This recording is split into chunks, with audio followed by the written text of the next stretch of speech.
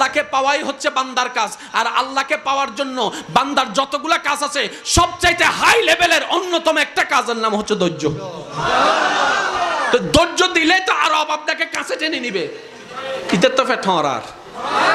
সেজন্য ও চায় না কেউ ধৈর্য ধরুক, সেজন্য বলে যে বহুত ধৈর্যস্ত আর কি ধরিবি। শয়তানের বলাটাকে আমরা মনে করি আমাদের মনের বলা।